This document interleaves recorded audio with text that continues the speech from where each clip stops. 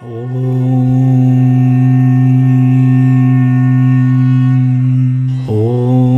Shri Ganeshaya Namaha. Om Shri Saraswatyai Namaha. Om Shri Gurubhyo Namaha. Hari Om and welcome back. Moving ahead, the essential oneness between the Jiva and Ishvara. On your screen, Sthula Sharira Abhimani Jivanamakam Brahma Pratîbimbam Bhavati Sa eva Jivaha Prakritya Swasmat Ishwaram Bhinnatvena Janati Avidyo Upadhi San Atma Jiva Ityuchyate Mayo Upadhi San Ishvara Ityuchyate Evam Upadhi Bhedat Jīveśvara Bhed Drishtihi Yavat Paryantam Tishtati Tavat Paryantam Janma Maranadi Rupa Samsaro Na Nivartate Tasmat Karanat Na Jīveśvara Yor Bhed Buddhihi Svikaryam. to explain the oneness in the essence of the Jiva and Ishvara, two models are presented in front of us. One, Pratîbimba Vāda, and the second, Avaccheda Vāda. Understanding these two models, one will get a clear understanding of how the Jiva and Ishvara are one. Why are these models presented? Because here we are now delving into the deepest and the most subtle of the subtlest, the self. Because by understanding the creation theory, what Shastra has made us understand is at the gross level how we are one with the total. But here we are not talking about the gross body, we are not talking about the subtle body, we are not talking about the causal body. We are now addressing the core point, who you truly are. The entire text up till this point was speaking to us, explaining to us what we are thinking of ourselves as. Meaning, when I ask somebody, hello, who are you? What does the person respond? Oh, hello, I am Jagdish. But the name that he is saying is been given by somebody else. The parents, the gurus, the masters. And the one whom he is calling Jagdish is this body. But in the sentence, there is somewhere he is addressing himself as I. Now the text is addressing that I. Meaning, if the name Jagdish is removed, won't I be still I? Yes. If I was not this body, but that body, wouldn't I be still I? Yes. So what is that I? Who is that I? Is being spoken over here. In Vedanta Shastra, in the knowledge of the self, individuality is known as Jiva. Here it is explaining Sthula Sharira Abhimani, the one who is identified with the Sthula. Sthula means gross, Sharira means body. But here, gross body, Sthula Sharira, is just a Upalakshana. Upalakshana means, when I say that, my organs of perception such as eyes, ears and etc. You have only used 2 or 3 of the 5 organs of perception, but they represent all the 5. They're in the same way. Here, the Sthula Sharira, the gross body, is an Upalakshana for all the three bodies: Sthula Sharira, Sukshma Sharira, and Karana Sharira. One who is identified with these three is known as Jiva, Jīveśvara. But in reality, it is a Pratîbimba. Bimba means something which is, and Pratîbimba means its reflection. This is the first model that Shastra is exposing us to understand what that essence in us is. What is that I in me? The Shastra is saying that Jiva, who is identified with the body, the subtle body, the causal body, we will use it as body, is identified with this body, is that I which is a Pratîbimba, is a reflection of Brahman. Brahma Pratîbimbam Bhavati. We will speak of these models in detail. But first, just let me show you the second model, Avaccheda Vāda. The second model over here is expressed as Avidya Upadhi San, meaning Upadhi. Upadhi means conditioning. Conditioning means limitation. This individual, us, are conditioned by Avidya. Avidya means ignorance. We are always beginning with ignorance. We say, I don't know. We say, Ich verstehe nicht. I don't understand. We say, Mala mahet nahi, mujhe nahi aata. I don't understand. I don't know. And then somebody explains. Some book explains. Some videos explain. And then say, I see. Now I understand. We always begin with ignorance. That same with the conditioned of the ignorance. Where is the ignorance coming from? Maya. Is called Jiva. These are the two models. One is the model which is explaining to us as a reflection model, Pratîbimba Vāda. And the second model explains to us the same reality, the same truth in a different way. It is called as Avaccheda Vāda, means that which is a conditioning because of which we are unable to see the truth. Someone would ask, why it has to be one or two or three or four? Why can't it be one single? That this is this and this is this and that's it. It would be so easy. Yes, even I would think that way, that it would have been so easy. But what to do? You and me, we live in a world of multiplicity. You and me have the same hunger, but your taste and my taste is different. My taste has 20 kind of different tastes that I want to taste everything. There is this natural tendency in this world to have variety. Why? Because we have not been created from one aspect. We have been created from the 5 aspects. Therefore, we have 5 sense organs. Therefore, we have 5 organs of actions. Everything in our life that we have so much of variety. Then why not, to reach the truth, also variety of answers? It makes sense? Yes, it does. It does make sense to me.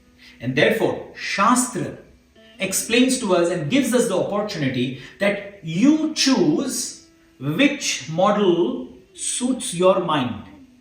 And once you have understood that, the path forward becomes clear. We are speaking of 2 models. One is Pratîbimba, and the other one is the Upadhis, to be conditioned. Let us take this one by one. Pratîbimba Vāda.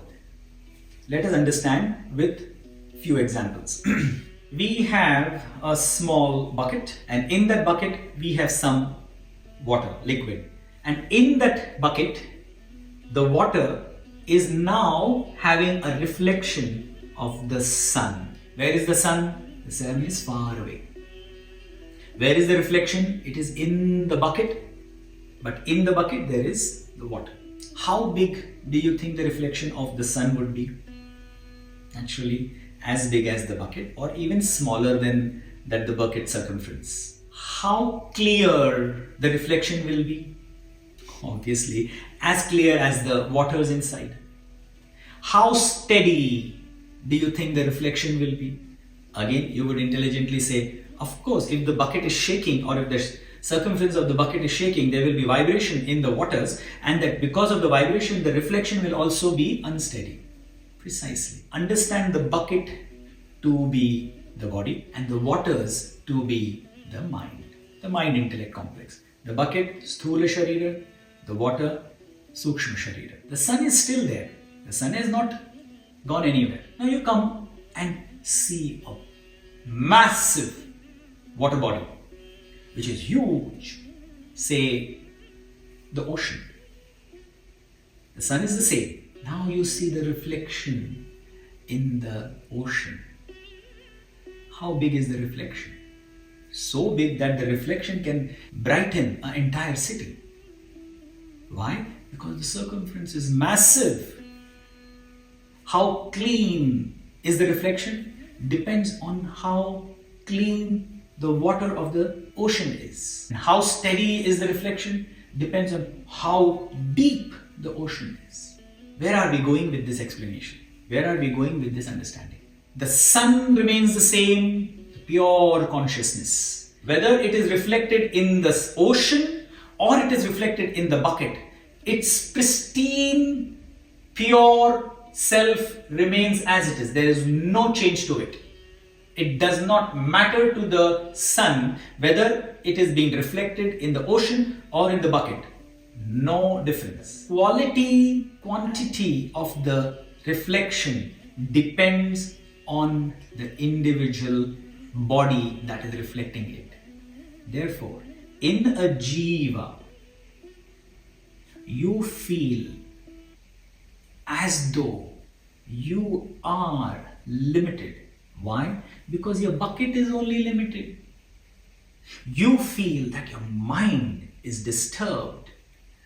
The energy is the same, the reflection is the same, but because the waters of your mind is disturbed, you feel you are disturbed. Because there is no clarity in the water of the bucket, you feel there is no clarity in the sun. And the same thing, now you imagine one bucket, now you imagine thousands of buckets. Or you imagine that one massive sea, in that how many buckets can be filled? Imagine all those waters in small buckets. Every individual bucket will feel that energy, that reflection of that pure sun. But it will only reflect as clear and as steady the waters are. This is called the individual jiva. But cumulatively, when that entire bucket waters is connected together in that ocean, cumulatively together is called the totality. So in totality, when the reflection is, it is much powerful, much clearer. Why? Because it is in totality. When you are walking alone on the road, dark night, cold winds, you feel a sense of fear. But imagine with you there are 100 people together. It's the same dark night. It is the same cold winds. Will you have fear? Maybe, but very little. Why? You have the support of togetherness. Are the others doing anything to your power? No. Just totality gives that extra power. In the same way, the individual Sthula Sharira Abhimani, the same reflection is in that individual, but he is identified by the limited self. So he thinks that he is a limited being. Because that reflection is only working identified with the limited body, mind and intellect. However, when the entirety comes together, the same reflection in that ocean feels gigantic, grand, powerful. Why? Because it is in totality. That totality, reflection in the totality, and the reflection in the individuality is nothing but the same. It is the same sun which is reflecting in the totality and the same sun reflecting in the individual bucket. But the difference is on the ability to reflect. This is called Pratîbimba Vāda. The point over here is to understand not that you're individual and you are limited. There, not to understand the ocean is magnificent and beautiful and large.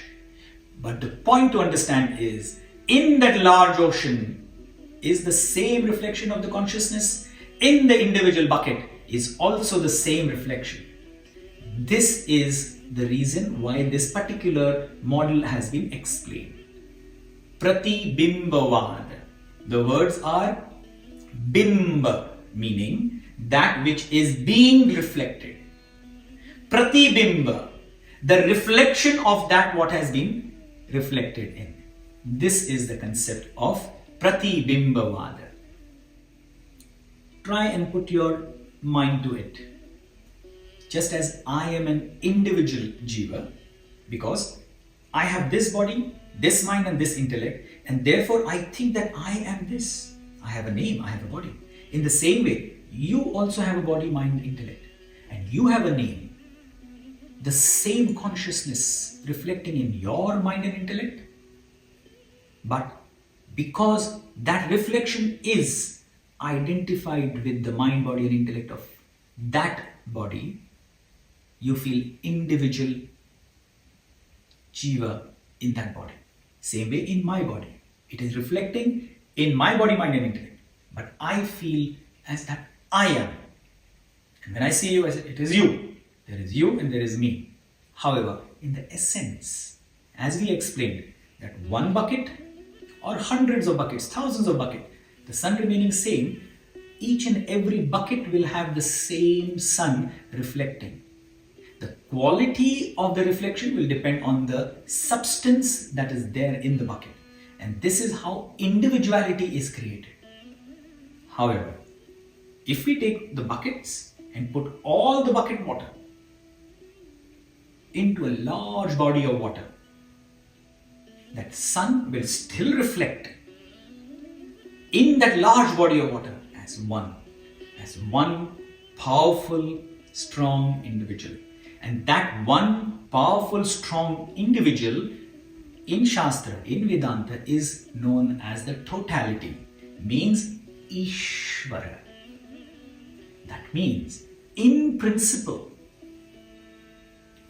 what in essence this individual is the same in essence that Ishvara, meaning Jīveśvara Ekyam. Yes, in my limited capacity, I am Alpa Shakti, means I am limited power. And Ishvara, in its infinite Shakti, is Sarva Shaktiman, all powerful. I, in my limited knowledge, is Alpa Jñā, limited understanding, limited knowledge. Ishvara, in its all-knowing intelligence, intellect, is called Sarvajñā. But this is only a bheda, a difference, because of our identification. We are identified with ignorance, ajnana, endowed with ignorance of the truth. Instead of thinking of who we are or knowing who we are truly, we identify with the body, mind and intellect, and we find ourselves to be the limited jiva. And Ishvara, remember, he is not in ignorance. He is commanding Maya, meaning Maya has got no power in front of Ishvara. Why? Because all the power that Maya draws is from Ishvara. Therefore, Ishvara is not Ajnani. He is Sarvajnani. He knows all because he controls Maya. In Bhagavad Gita, he says, I am here by controlling my Maya. अजोपि सन् अव्यय आत्मा भूतानाम् ईश्वरो अपि सन् प्रकृतिं स्वामिधिष्ठाय सम्भवां यात्म मायया. But you, O Arjuna, you are here because you are under the control of Maya in ignorance.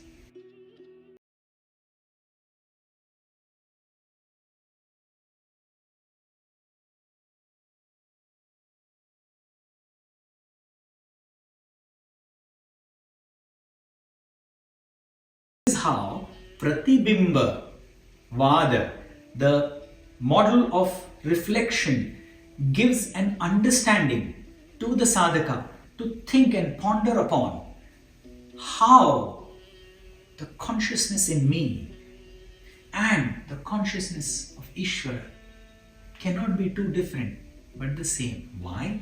Because the pure consciousness, Brahman, remaining the same, it is reflecting in Ishvara. Ishvara being Mayapati is knowing all and having a leela as those sports in the whole world, watching and seeing everything like a witness. And we, having the same pure consciousness reflected in this individual, having the identification with the body, mind and intellect, feel ourselves under the weight of this world. Every single passing situation, change of thought, change of situation disturbs the mind and disturbs us in return. This bheda, this difference, as long as this difference in our mind, in our vision remains, for so long our life will keep going on.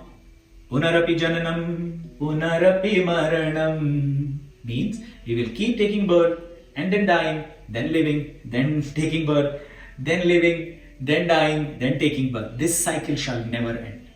How will the cycle end? When there is complete oneness in your vision, when you will realize your own true self.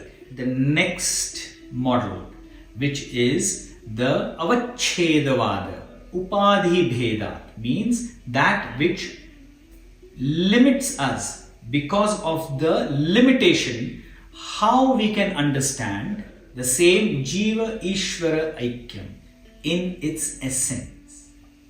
As you have already heard, I consider myself as the body, the mind and the intellect. Therefore, there is a conscious I-ness in me. When I address myself, I don't address myself in a third person. I don't say, Jagdish is saying this. I always address myself as the first person. I am saying this. This I is limited to only this body, this mind, this intellect. This is my limitation. I say that I love my family. That means I and family are two different. The limitation that I bring upon myself by using I only for this body, mind, intellect. This is the limiting factor. On the other hand, when you speak of Ishvara, Ishvara is Sarvajna, all-knowing, is Sarva Antaryami, the indweller of all. And Ishvara is Dayanidhan. He is an ocean of compassion. Ishvara doesn't have my family and your family.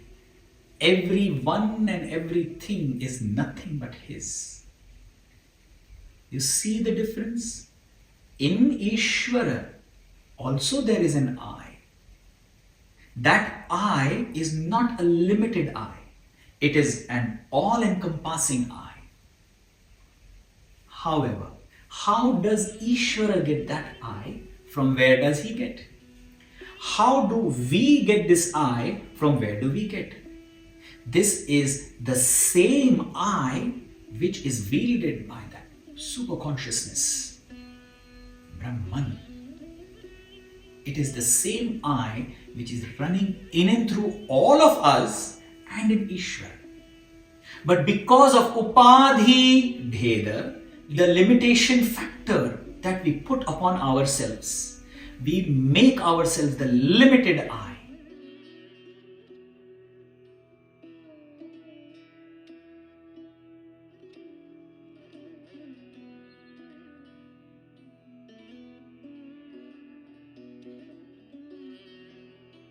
We are unable to see the reality that you are what you are seeking.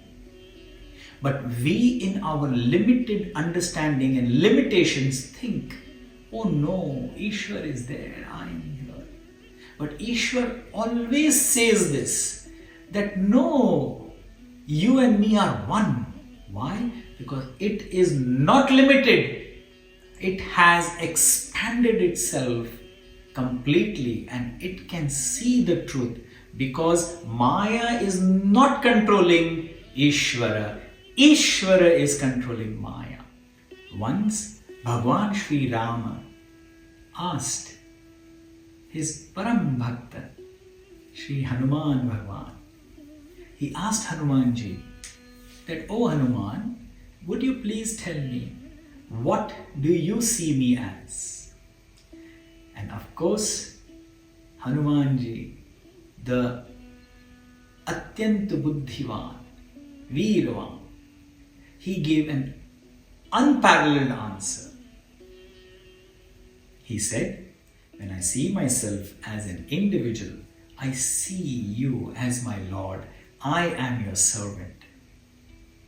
But when I see myself as a Jiva and you as Ishvara, I see myself as a part of you. When I see myself as a Jiva and you Ishvara, I see myself as a part of you. However, when I see only from Tattva, from the point of view of pure consciousness, there is no me and there is no you, because we are only one consciousness. Deha buddhya tudasoham, jiva buddhya twadam shakah, atma buddhya tvamevaham, iti mama dridhamatihi. How beautiful, how wonderful. A sadhaka who has understood, who has realized the self, still calls himself as the body, the servant of the Lord, as the individual, one with the Lord, and as the Supreme Consciousness, only Supreme Consciousness, nothing else. This is what Tattva Bodh is asking us to think about deeply. And it clearly says that so long as you don't have this buddhi that you and the Lord is one, and so long as you are having Upadhi Bhedas, Pratîbimba Vāda, Avaccheda Vāda, so long as you consider yourself as a limited being, you shall keep going in life after life after life. This is samsara. We used these two models to explain the oneness of the Jiva, Ishvara, in its essence. What is the essence of Jiva and Ishvara? That they are not two but one. What is that one? Is it Jiva or is it Ishvara? It is neither Jiva, neither Ishvara, but it is that one super consciousness known as Brahman, the divine, that which is beyond all creation, that which is existence, consciousness, bliss, meaning Sat Chit Ananda, and that thou art. This is the Maha Vakya, the great statements in the Veda, which proclaims that you are that.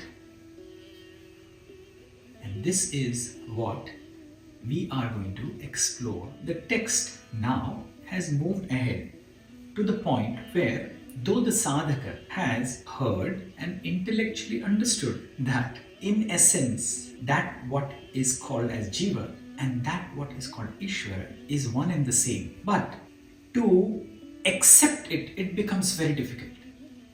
Why? Because, as it is so beautifully said, as you think, so you are. And we have been given to think so firmly and strongly that you are a boy, a girl, you are Indian, a Japanese, you are a human being. These thoughts have become us. We cannot see anything beyond it even when it is being told. Therefore, Shastra can only indicate, the Guru can only guide. But the path to self-realization, the path to moksha, liberation, has to be undertaken by the sadhaka himself, herself. The great statement, Tat Tvam Asi, that thou art, has been explained here in the text further. Naturally, the entire text of Tattva Bodha has been in a Prashna Uttari fashion, means the question-answer fashion. But the questions arise only after the statement has been made by the master, by the teacher, by the Guru. And upon the statement made, the student very humbly, politely inquires with the master that what does this mean and what does that mean and what does this mean? If this means that and that means that, then what does this mean? And the Guru has been seen to have consistently, constantly, without any grumbling or getting exhausted of the question, has been explaining again and again to the student what the truth is. Here, upon the statement, the Maha Vakya, Tat Tvamasi, the student has a query. The query is this, that how is it possible that Jiva and Ishvara, that me and that Lord is one? I am limited power. He is all powerful. I cannot but see beyond me and mine. Most importantly, even if I understand the examples that has been given, even by the models that you have brought forward, I see the logic. But how does the Maha Vakya, Tat Tvam Asi, 3 words, that thou art, explain the oneness? Firstly, to me, it doesn't sound Maha great. It is just 3 words, that thou art. Where is any explanation given? How would I or anybody understand what do they mean? That thou art. Could you, O Guru, O Master, who is not only knowledgeable in the Shastra, but is a living embodiment of the Shastra, you have walked the path and you have reached the goal. You are sitting here, Sahasharira, in the body, but not as the body. O Master, who is Brahmanishta, means one who is deeply rooted and established in that truth. May we request you to explain to us this great Maha Vakyas from the Vedas. And upon this request, the Guru once again starts explaining. The Guru says, so long as you consider yourself as the limited, the body, the mind and the intellect, so long it is impossible for you to experience that oneness. Because as soon as you limit yourself into the box that I am this, you immediately make compartments between you and everything else, leave alone that Ishvara. Therefore, you will have to drop the identification with the body. You will have to transcend the mind and intellect. You will have to go beyond all the differences. 3 differences are explained. Sajatiya, Vijatiya and Swagata Bheda Sajatiya. Meaning, differences between the same species. Man. Difference. He's tall, I am short. He's fat, I am thin. Unfit, fit. Indian, Japanese. Sajatiya. You have to go beyond. Vijatiya. That, I am human being. Those are animals and creatures. I am superior. They are for serving. I am the Lord and Master of this world and the universe. These differences have to be removed. And Swagata Bheda. Differences within yourself. I am the body. Sometimes I am the mind. Sometimes I think I am the intellect. Sometimes I am something else. So long as these 3 differences, Sajatiya, Vijatiya and Swagata Bheda remains, it is impossible to understand the oneness between you and Ishvara. You will have to drop the upadhis. And therefore, the 3 steps that Vedanta has explained. First step, Shravana. Listen to the advices and the words of the Vedas, of the Upanishads, through the Master. Because he does not only speak, but he has walked the path, so he speaks with experience.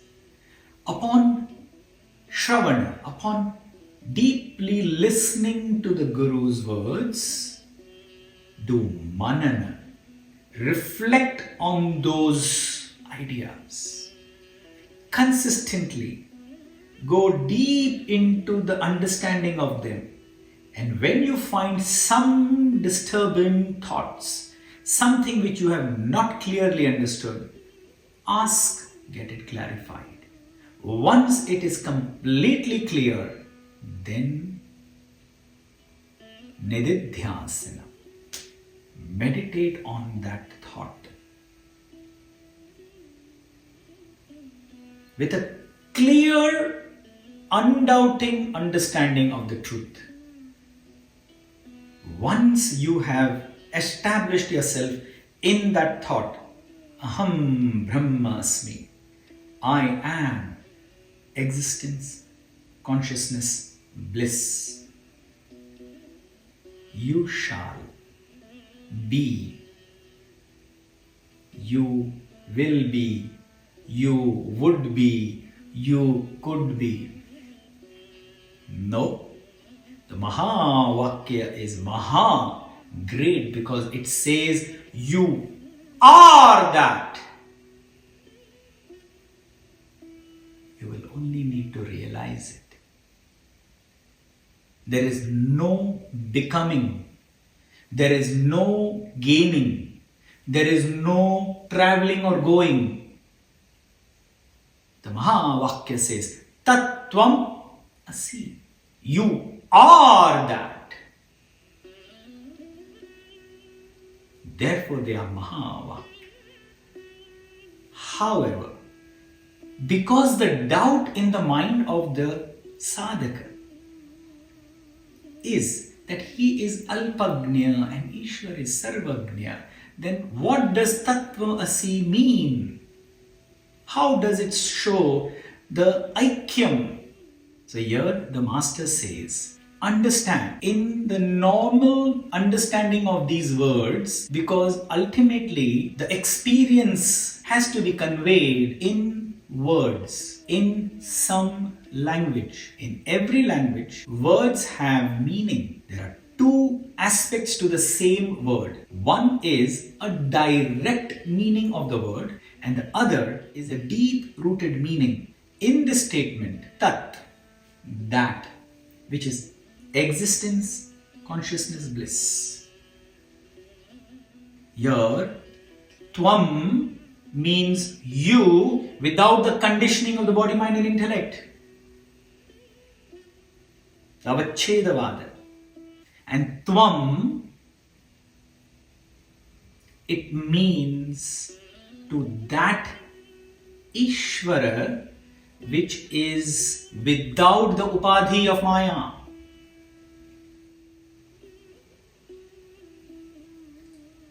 The difference that you see between you and Ishvara is because of the upadhi bheda, because of the upadhis, because of the limitations that you put on yourself. In relation to this limitation, Ishvara is limitless, that you think, that you say, that you speak.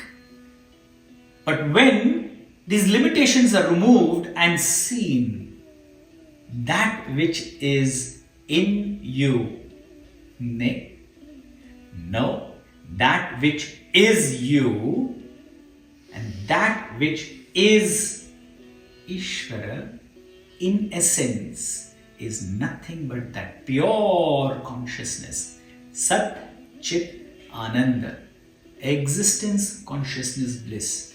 Here the meaning is the deep-rooted meaning, not just the Vachya Artha, the word meaning, but the Lakshartha, the deep-rooted implicated meaning. And therefore, when the Maha Vakya says Tat Tvamasi, you do not take it Tat means Ishvara, Tvam means this limited body Jiva, Asi, are. No, you have to understand with these examples and these models which has been explained in the Upanishad, that the Tat in you, the Tat in Ishvara is nothing but that itself. Therefore, the Tvam Pada in you, the Tvam Pada in Ishvara, and the Tat Pada in Brahman is the same. The essence is one and nothing else. This is the Maha Vakya explanation. In the Chandogya Upanishad, when sage Uddalaka, the Guru, his own son, finishing his education of the world, comes to him, Shvetaketu. The master asks Shvetaketu, "Oh my dear son, please let me know what all you have studied and learned." And Shvetaketu, in his youth and the arrogance of worldly knowledge, tells the father, "Oh, he has studied this and that and that and that and this and this and that and that." And the master, listening to his son, who, after studying the ephemeral knowledge of the worlds, is still an ignorant person of the self, tells him not once but 9 times, Tat Tvamasi. Have you known the knowledge by knowing which you do not need to know anything further? And Shvetaketu is confused. He says, "No, my teachers never spoke about such knowledge."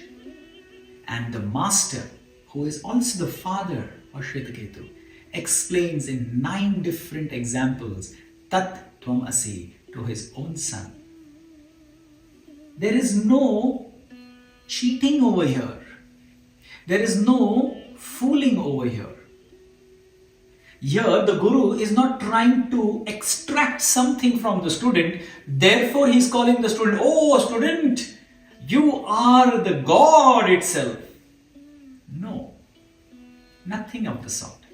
This is the oneness that is experienced by the Master, which has been spoken in the Shastra, is being explained and expressed to the students. For the benefit of the student who is a mumukshu, who is ikchu, who is desirous of knowing that one truth which is behind everything else. This is what Tvam Asi Maha Vakya explains to us. To reach the state of this thought, this oneness in thought, you have to totally move away from the identification. Thus, in essence, the individual and the Lord are not two but one. The inquiry for this knowledge, it may start from what is this world, or who is that God, or who am I? Wherever you start from, you will ultimately reach to the goal. In essence, the entire totality and the individuality is nothing but Sat Chit Ananda, existence, consciousness, bliss. And this thought, vritti of existence, consciousness, bliss is transformed into Aham Brahma Asmi. This is another Maha Vakya. I am that infinite. The goal of Tattva Bodha is to direct a mumukshu to this thought, to this vritti. Aham Brahma Asmi. An individual who surpasses all his limitations is called a master, is called Swami. Swami means the one who has gone beyond the upadhis, who has gone beyond the body, mind, intellect, and is established now in the truth of existence, consciousness, bliss. How does such a person live in this world? How does such a person interact with the world? How does such a person exist in this world? Wouldn't you want to know about this kind of people who are walking the surface of earth but do not belong to the surface of earth? And this is what is covered in the final aspect of this text, which is Tattva Bodha. Last aspect is known as the man of realization. That person, that individual who, while living, has liberated himself from the bondage of samsara, of the universe, of the world, meaning he has transcended his consciousness from the body, from the mind, from the intellect, from the limitations to the unlimited, to that essence. He has become a Jivan Mukta. How this state is achieved and how do such individuals live amongst us is expressed further. We take a Madhya Viram here, but in the following session, it is going to be revealed who are such people. Kindly join me in thanking Bhagwan, thanking the Lord, in thanking our parents who have given us this body. Only in this body of human that we have the ability to do viveka, the ability to distinguish, to discriminate between what is real and what is not. What is the truth, what is false. And the question that arises in you, who am I? Kindly join me. Oh.